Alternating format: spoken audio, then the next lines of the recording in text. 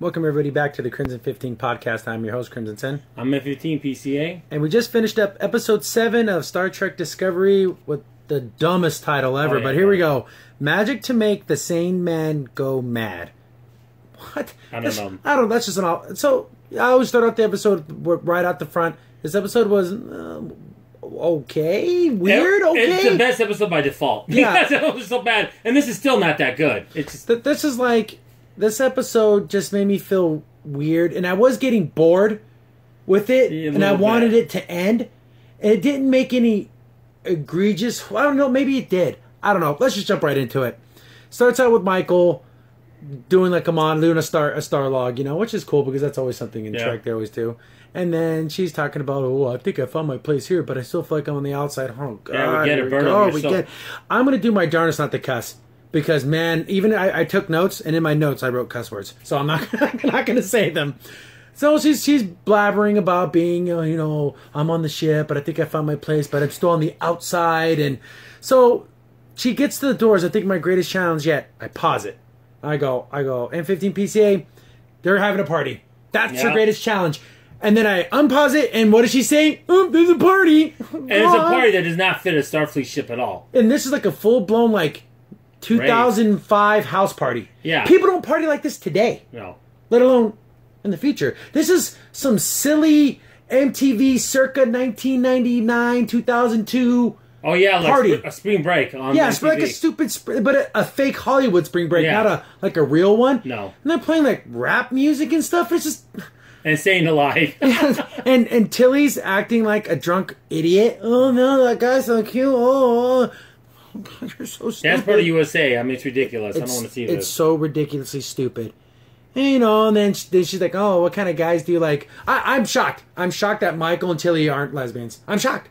Absolutely shocked. Or at least, but I mean, it is because it does kind of fit the pro. They would be, but at least they're not, so. Whatever it isn't, but. It doesn't matter, but I just thought for sure. Yeah, right. So you fooled me, Star Trek Discovery. You fooled me. Yeah. So they're talking about the kind of cute guys they like, and then she's like, well, what about your other boyfriends? And then, of course, Michael turns it on her. What about your boyfriends? And then she's like, oh, I used to only like soldier guys. And, she goes, she's obviously drunk. She's slurring her words and everything.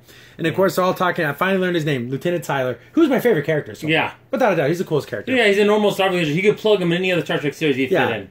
So he's up there, he's giving, he's there and he's dancing around. He gives this little speech about, remember the ones we lost and the ones that are still here. And there's like one of their officers in a wheelchair, and it's like, it's a good thing, but we know why they're doing it. Yeah. You gotta have disabled people. You gotta have interracial couples. You gotta have homosexual couples too. You have to have it's the Burger King Kids Club. Yeah. Of Star Trek. Well, they even show two women dancing. Yeah, so it's like you get it's the check boxes.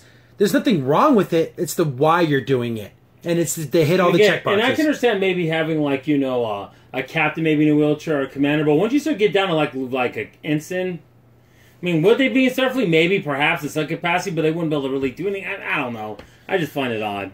So, they have the thing, and then, Lieutenant, he likes Burnham. He likes her. So, he's, trying to talk to her. He's trying to flirt with her. And, of course, she's, super stiff as a board. I don't know how to talk to humans.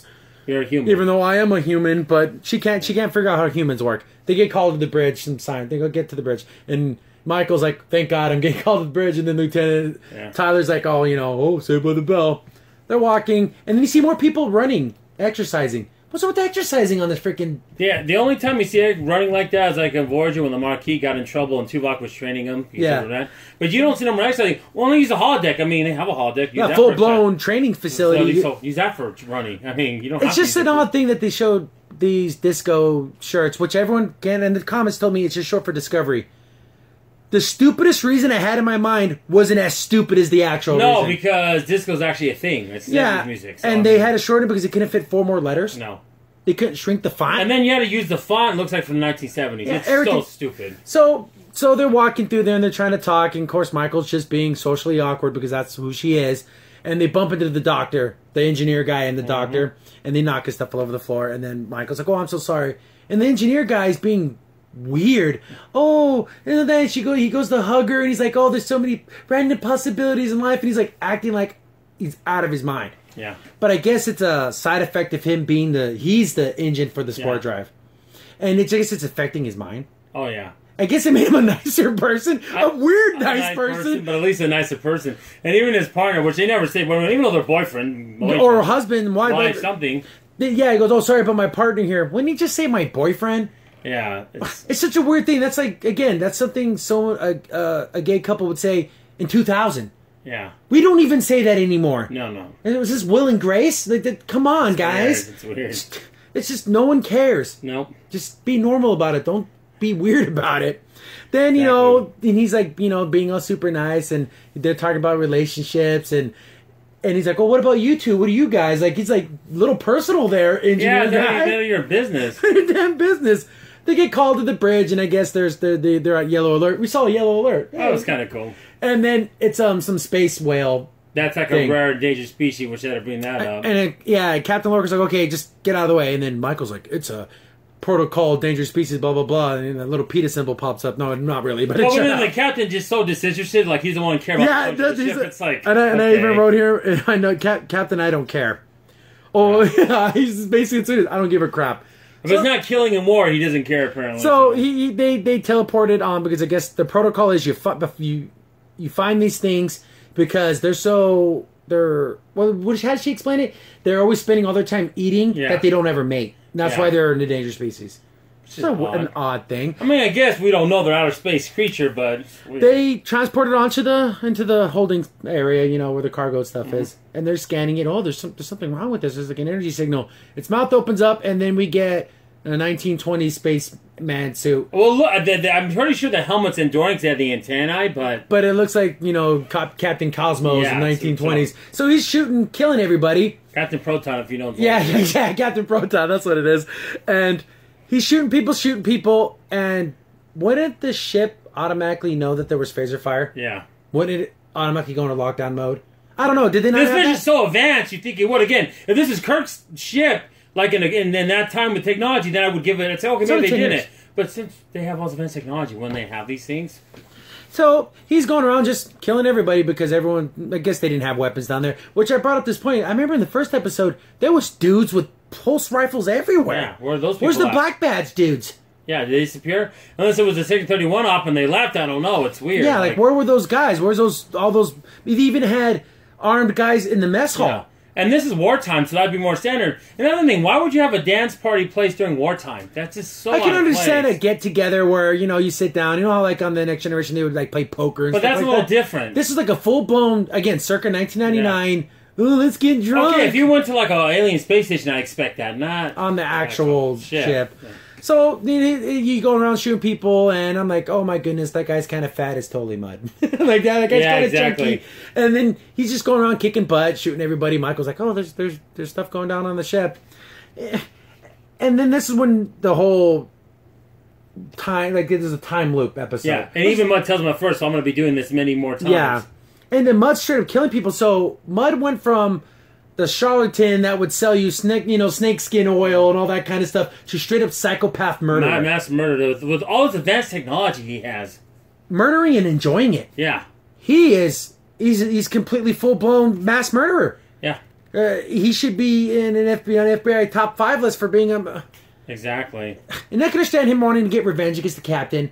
But to kill everyone? Yeah, but it's... He honestly didn't care if they lived or died. Even though he knew the time thing would go back, he still enjoyed killing people. But it's so weird because at the end the ship would blow up. What's so funny about that? He died too, but he didn't care because he was coming back. That's how sadistic he is. That he'd feel that sensation over and over again. And he made the things like, I need to find out why this ship is special. Yeah. So then, everything's overloading, blows up, and then we go back to the party again. We go back to the party like 5 times? Oh, 6 times. It's annoying. It's the worst. Stupidest crap. They go back to the party, and every conversation we already had already happened. They start walking in the hallway, but this time they don't bump into the doctor. Mm-hmm. Because when I say the doctor, the head engineer, I forget his name. Yeah. He's like, whoa, guys, whatever happens, there's going to be this whatever that space whale was called. It starts with that. Don't bring it aboard. And then his boyfriend's like, no, you're being weird. Get back to sick bay. He can remember because he's because since he was part of the drive, he's kind of outside of time now a little bit. We can remember. Well, maybe it phases him out a little bit. I don't know. I'm trying to explain it. Somehow that thing coincided with these time crystals. Why would those two events matter? I don't know, but all I know is I'm glad it wasn't Michael. Yeah, I'm glad it wasn't Michael. That would have made it terrible. This episode terrible. That happened. So it was the head engineer that figured everything out. So he's like, "Oh, it's going to be this thing. Don't bring it aboard." Then all of a sudden they go, "Oh, we're running into this space well," and she's like, "Oh my goodness, he was right." Then she starts thinking, "What the f is going on?" They go there, they go to scan it, but it doesn't happen the same way. Mud has a personal teleporter on him, apparently. Then he's going around and all this crap keeps happening. I guess Mud's done this dozens and dozens. Yeah, I assume that'd be more times. He starts to figure out the ship and like the control. Yeah, so that jump wasn't just the second jump. That was probably like the 30th jump. Yeah, exactly. They never. He says he killed the captain like what 50 times or something. Oh yeah, 50 something. So he's just jumped at least that many. And times. they show it like a dozen times. It's yeah, like there's like a little mini montage of him killing the captain. Yeah, they should have played the Benny Hill music, you know. And then I know, but it's so demented. Like, jeez. He's like he enjoys it. It's really sick. It's a sick way to be. I'm looking through. I'm going through my notes. Like I wrote here. I'm glad it wasn't Michael. Oh yeah, he made this on one of the jumps. They go back, and then Michael's like, "No, don't bring that thing aboard." We laughed out loud. Then tall alien guy. He's like, "Well, you know, it's that protocol. If it's an endangered species, we have to help it." And like, "No, don't bring it aboard." And then he's like, "Well, do you want to get us a captain and court martial?" This is what's going to get Lorca court martial. None of the other things he did. No, commissioning officers. Yeah, taking them off of prison ships. Taking them off prison ships. Doing disobeying admirals. Yeah. None of that touches him. Oh, the PETA crew will come after him and get him court-martialed. Are you kidding me? This is so stupid. So social justice crap again. We just laughed out loud because so ridiculous. But could you imagine that's the thing that brings him down? I don't know. Anybody. Was not bringing that thing aboard. Jimmy that fish and during wartime, by the way. Exactly. Like we can tag it and let another ship come and get it. Yeah, it's not the end of the world. And that's when he kept saying, Michael's like, "Well, I want to be down there since I'm the head science person." I don't think he's like, "Well, I don't give a damn." Then Lieutenant, it's crazy. Oh, what's that kid? Forgot his name. Lieutenant Tyler. There you go. Thank goodness for notes. Lieutenant Tyler's like, "Well, I want to be security and be there." He's like, "I don't give a damn." Yeah. I kind of want to ask Captain Lorca, well, what about the continuity of the show? I don't give a damn. Well, what about all the canon? I still don't give a damn. Right. That's the answer. That's literally what the writers were telling the fans. They don't give a damn. Yeah, he acted like the episode where those one energy spheres took over the Cisco, and that he didn't care about anything. That's what he acting like normally, though. Then, you know, Mud keeps finding ways to start taking over the ship. He's taking over the ship like in seconds. Yeah, he gets over all the primary systems. Yeah, pretty soon he starts on to control freaking energy, like the putting shields everywhere. Transporters, everything. Because they find him in the engine room, and he's like, "Oh, these spores, but what's this room do?" Like, he's trying to figure out how everything works. And they finally try to shoot him, and then, boom, there's a shield right there. And that happens like twice, where he knows where to put shields. But the thing is, it's not like one of me was like a Marshall no leash. It's shielded from the beginning to the roof to the base to the bottom floor. Yeah, so it blocks everything. So weird. Yeah. So, you know, of course, everything blows up again, and the time loop starts all over again. The one question I kept asking was, why didn't head engineer guy go tell the captain right away? Yeah, why did he keep telling Michael? Yeah, it's another problem with this episode. They didn't tell the captain in any of the jumps till the very end. Episode. Yeah, it's insane. Like, can anyone explain to me why he didn't go to the doctor not once? Yeah, he kept going to Michael. Yeah. Because Michael's the main character, apparently, so Michael can keep doing everything. Yeah, exactly. And then, like, then Mud made some stupid pun. "Oh, I'm not a murderer, I'm Mud," or something like that. It's like, this is so silly. It's all dumb. It's so stupid. And then another thing that bothered me too, we didn't talk about before, in the first one, when he's going killing those people in the thing, the captain didn't care if anyone else died. He wanted to make sure. Oh yeah, okay. He made it. There was there's casualties in that area. Michael, is Michael okay? Michael reports that she's fine. He literally didn't care, but he knows. What's so special about this girl? First of all, you care about all your crew members, no matter how insignificant or something they are. That's not the point. It's being a Federation captain. Yeah, he made that weird thing. If Michael was okay, what? That's so insane. Is everyone good down there? Michael Burnham's still alive, and 2 other officers are gravely injured. Why did he have to work? Oh, it's just awful. Oh, that's just awful. It's awful. So stupid, right? It was so stupid. I forgot. Then you had to remind me. Thanks for nothing. I just thought of it now. We were talking about this. Then you know the time loop starts again, and then the engineer guy keeps getting a little bit more information. Yeah, he gets to the point where he goes to even the party now. Yeah, he goes straight to the party to talk to Michael, and she's like, "Oh, I need you to talk to Lieutenant Tyler because he was cellmates with him. Yeah, try to find out any information that can help me out." Yeah. She's like, "Well, what do I do?" You know. And then he's like, "Oh, okay, go talk to him." Of course, Michael's super. I can't do anything. Then he grabs her and says, "Okay, just dance with me." Yeah, well, there was one time when he just left and it was too late. Yeah, then it did another time. And then they went out there and then the ninja started dancing, but we didn't have enough time. And she said, "Tell me something." See, the secret. Yeah. Tell me the secret that no one else would know. And she told him there because we couldn't supposed to hear. Yeah, like then that comes into play, and he goes up to her and he's like, "You never been in love? Listen to me." Yeah, because after the ship blows up and they go back, and then now we're at this part. Yeah. So. And then that gets her to believe him because why would he know that? No, I've never been in love, yeah. And then she goes like, you need to get Lieutenant Tyler to tell you anything. And she's like, well, why would he trust me? Oh, because he likes you. Oh, I kind of like him too. And then we get into this whole high school BS stuff at the party. Yeah, exactly. I'm telling you, it's like High School Musical. It's just, that's how silly it started getting. Yeah, exactly. Do you like me? But do you like me? Well, I think I kind of do. That's sloppy writing. It's so It's silly. It's absolute silly. Yeah. So then they start dancing, and then he kisses her, and then he believes her. So kissing equals trust. Remember that, guys? I was going to reference Team America, but I'm not going to do that, if you know what I'm talking about. But he trusts her instantly. Oh, jeez. Now I know what you're talking about. I'm thinking about it. You're terrible. Let's go on. She gains his trust with a kiss, because that's how it works, everyone. And he's like, well, yeah, he talked about one time he knocked off a Beta Z bank that had all these locks and everything, but he still did it, and he thought, I thought he was just BSing the whole time. But he brought up something about what did he say? A neutral, something, some science thing. Yeah, it's something to do with these crystals. These energy crystal things. Of course, Michael knew about these. I read it. We learned about these in the Vulcan Academy. Is that going to be her answer to everything? Of course. Everything something comes up is something she learned about. Yeah. And she has photographic memory to remember all this. Oh, of course. Being it's a total human. Oh, but no one has ever been able to figure it out. But somehow Mud figured it out. And that's what gets him... Well, he got fourth dimension. He got some high-end beings that figured it out. Yeah, They never said what aliens, though. They never said who it was, but Michael said he must have gotten fourth-dimensional beings to perfect it. Now he has it. So he must have conned it out of someone, or someone had it and didn't know what it was, and he got it from him because he did. So it's like this wrist bracelet that's all crystals. Yeah. It kind of reminded me of Fallout. Yeah, kind of weird, right? That's his Pit Boy, right? Pit Boy, yeah. So he uses that. That's his key to make the time loop go through. Yeah. Was it on auto? It might have been. He have to activate I think he had to put something to change it because there's like a 30-minute loop. Yeah. If he didn't, we're going to blow up. And I guess after that 30-minute loop, it goes away. Yeah. So they're still trying to figure things out, how to stop this, and then, that's the whole dance logic. Then it becomes relationship advice. Yeah. And it's just this is so weird. Why is he giving her relationships are complicated? And they're like, what is this? I know they're doing it to get more information. It was so annoying seeing them dance. Okay, we got to stop Mud. I know it's just advancing it a little closer, but it was just annoying me personally. Oh, don't ever hide the real you. And it's like, okay. Thanks for the advice there, Dad. And I'm looking at my notes here.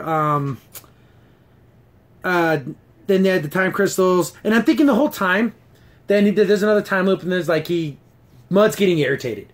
Because he can't figure out how this ship works. Yeah. And then he keeps capturing the captain and trying to force the captain to tell him how this works. And there was a couple times where he could have disarmed Mud. Oh, yeah. Because he had the captain at phaser point, and he's because he went in the elevator and he stopped it, and Mud pulls him out. The first, he's a little bit of distance. This time they were pretty close.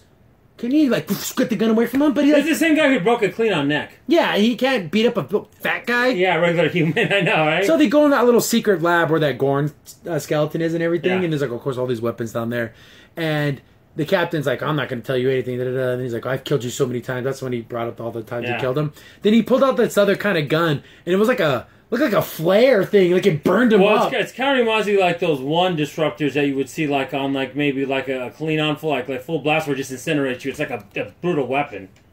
Yeah, then they do another time loop because then the time ends, and I guess they don't show it, but I'm assuming what's happening is every time they jump back, the engineer guy explains to Michael gets the information, and the engineer gets. I'm hoping that's what it is. Yeah, because it almost made it look like Michael was remembering. Yeah, but I don't think she was. I think she has to be told at first, and then she remembers, oh, okay, I remember everything up to that point. So then Michael comes up with that actually pretty good ploy. I actually commend Michael for being smart and thinking of this. She goes to him, and he's going to get the ship and everything, and because he finally finds out that the engineer is the key. Because he tells him. He tells him, okay, I can't watch you kill everyone for a millionth time. I'm the key to the drive. Does that to him, and he's calling the Klingons to come pick up the ship. And she goes into basically Captain Mud's quarters now because he took over. And she's like, I know something they want more than this whole ship. And he's like, well, what could that be? They want me. He's like, well, you're just a nobody. You're some nothing science officer. She's like, I'm not on the manifest. I'm the guy who killed their prophet. Yeah. I'm Michael Byrne. And he's like, computer confirmed. The computer confirms. And he's like, yeah, they want her. More so than the actual that would be thing for Klingons, because it'd be a great honor to kill her. Yeah, to get her. And they would, I don't know what in the world they would do to her. Kill her, yeah. Then Mudd's thinking, I can have both. Why would I stop you? Then I guess early in the episode, he got these like antimatter grenades. They're black dark matter. They're dark matter peanuts. This is so advanced. Like, what does he have all this? Yeah, remember that was in Lorca's little menagerie of weapons. Yeah, that's what he got. So it's weaponized dark matter. Yeah, because every Starfleet captain would have that, obviously. Could you imagine if it just fell on the floor and it tore up the I know, what are you doing? Like, what activates? He literally throws it. It looks like a marble. Yeah. It wasn't like a grenade. Yeah, you could touch it one time, but the second touch obviously incinerates. Yeah, exactly. So when he's touching it, it doesn't work, but when you throw it, it works. Weird. Of course. And he ends up killing that lieutenant we like. Yeah, you see a bunch of people die, but of course they don't die because of the time loop. Mm-hmm. Then Michael eats them.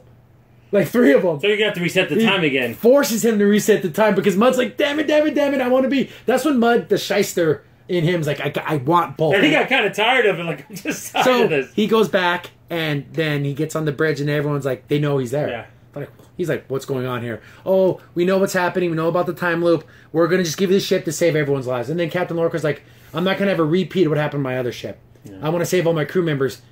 Is the captain redeemed a little bit? Or was he lying since he knows it was a big ploy to begin with? You know what the fact is, it's a time loop, and he knows at that point. Does he know that it doesn't matter? Like, yeah. I can't really give him any credit. I can't give Lorca credit. I can and I can't. Yeah. I feel weird because if this was genuine and it wasn't a trick to trick Mudd, maybe it was sincere. I don't think it was sincere. I don't believe him. Because he only cared about Michael Burnham in that thing. If he really cared about the whole crew, wouldn't he ask about the whole crew? Exactly, he didn't care.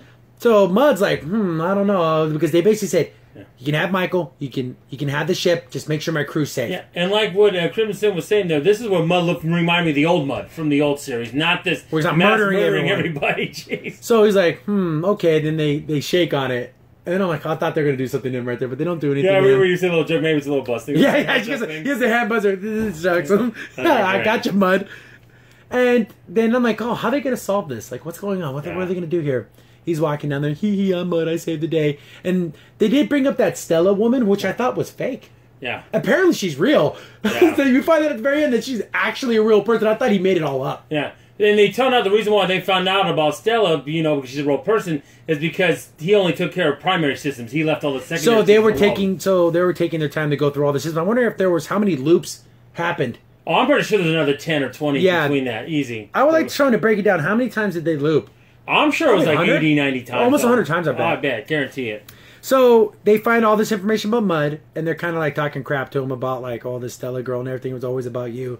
And then I guess what ended up happening is he like stole a bunch of money from the dad, and that's why he wasn't running to get back to her. He was running away from her. With all this advanced technology, why would he have to run? He has all this advanced technology. Yeah, he could stick him in a time loop if he wanted to. I'm thinking in my mind that he's such he gets a lot of money, he loses a lot of money. He gets so he's constantly in flux, and also maybe not wanting to be tied down. Maybe. So those are probably the two things. But see, that's qualities the old Mudd would have, not this mass terrorist Mudd. Murderer. It's so odd. It doesn't fit the juxtaposition of the two. And then he's like, well, why does this all matter? The Klingons are going to be here any minute. And then they're like, this was a very Hardy Boys type. I rewired the thing, so that message sent out didn't go to the Klingons. It went to Stella and her father. He didn't, because because I wasn't a primary Who's system. to say Stella and her father were anywhere near this ship? No.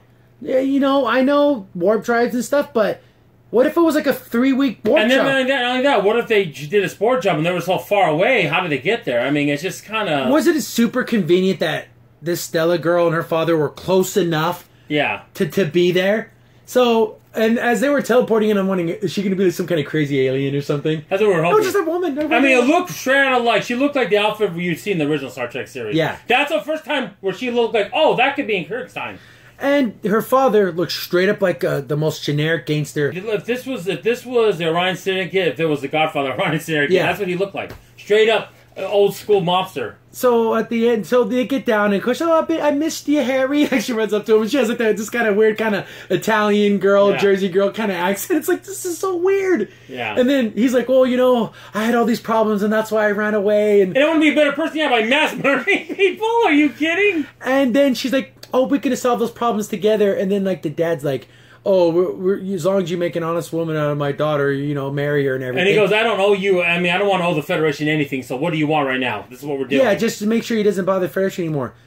That's a Disney Channel ending. Yeah, it was so cornball. Because the guy was the cheesiest Italian mob boss ever. If any of you guys seen Zootopia, it reminded me of the mob boss in that, but that's fine for a Disney cartoon. It's funny because, it's so odd, but throughout the whole episode, that would have been better if without all the killing. If that was like Q doing something like this, with all the tricks and everything, but no, it was just Mud.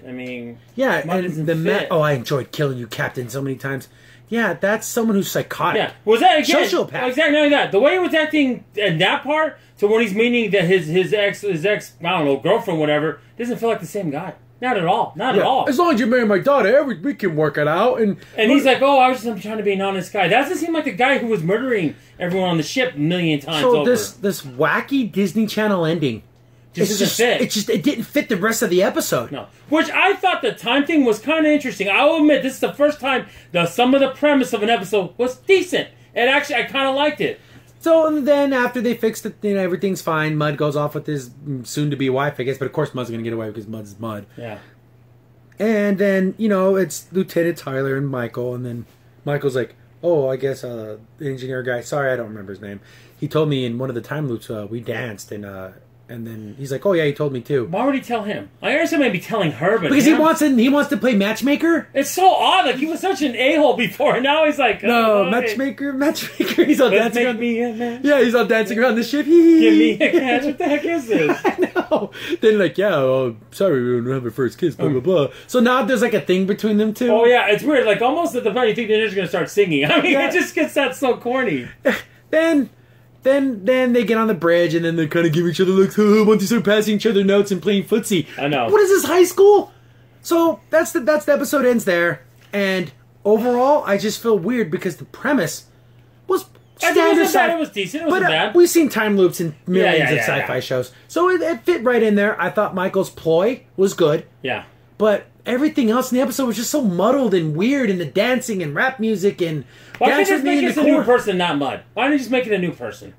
And then Mud being a sociopath, murdering psycho. And it's sad because, like I said, I like the actor because he was on The Office, and I liked Dwight in The Office a lot. And to see him play Mud so oddly and so like a tyrant, that's not Mud. Yeah.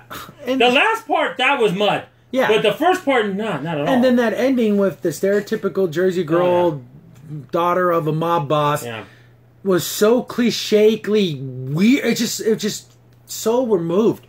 I would have been like, oh, I can't believe you did this to me, Mud, and she slaps him. And if we ever get back together, you're going to have to pay and go to jail, something. So, I even wrote in my notes, a weirdly charming and happy ending for Mud. And he doesn't deserve any of that for it. Yeah, only enough that time chumps did it where he didn't do it, but he did, okay? But why, this is brought up to me, why even contact the parent, the family?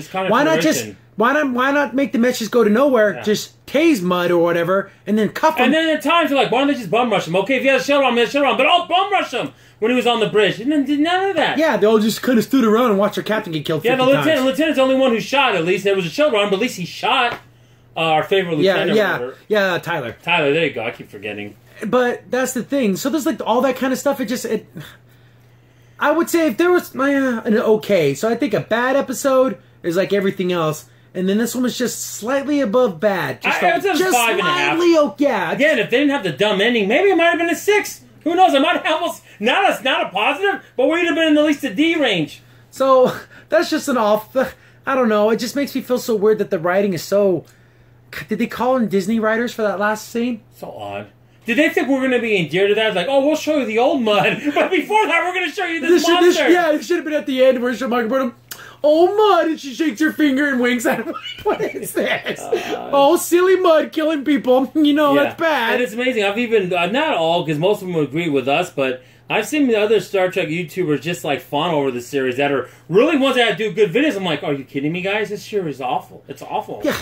it goes from meh to terrible. Yeah. There's yet to be that, man, that was a great episode. No. I want to give that review. Potentially, this episode could have been it if they would have wrote it better. They didn't have such weird dialogue and an odd ending that made no sense. That oddly charming ending. Yeah. You look at that ending, and then you see that scene where the good engineer's in the mirror. You're like, that's a completely different that scary mirror face.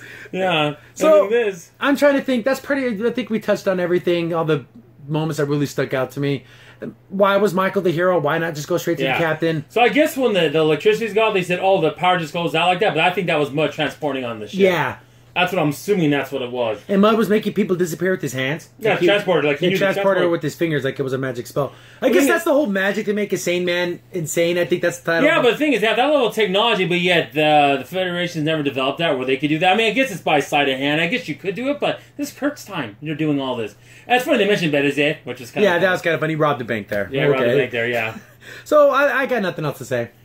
I'm trying to think. I think it's such an odd episode to get a grasp around. And there's so many time loops. I was getting irritated with the time loops. Yeah, and why did I have to start that party? I knew it was going to do that too. I don't care about this dumb party. I don't want to see the lights flashing from outside the Discovery. Like I said, during wartime, fighting the cleanouts, we're going to have a dance party USA style here. No. But such a juxtaposition to the first episode. Yeah. Where it almost looked like this is a military submarine and it's ship shape and everyone does what they're told. The main writing is so off and so uneven.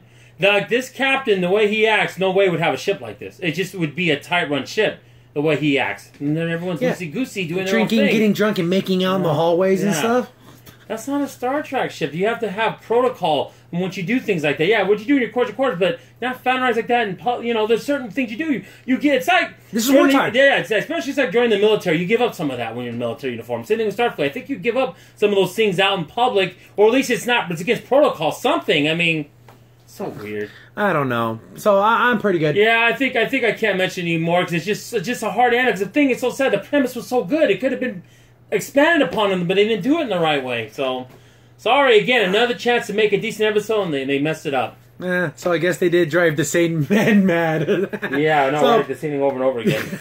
So that's going to be it for this episode. Remember, like, subscribe, share comments. I like having a dialogue with everyone. I try to answer a lot of comments. And I think after this season, we'll do a video on the best comments throughout the year. Yeah, we'll do something for you guys because there's some good comments there. Yeah, basically. Some stuff trying to explain away the stupidness, but that's what fans do. Yeah, exactly. So I've been your host, Crimson Sin. I'm FTT BCA. See you later. Bye.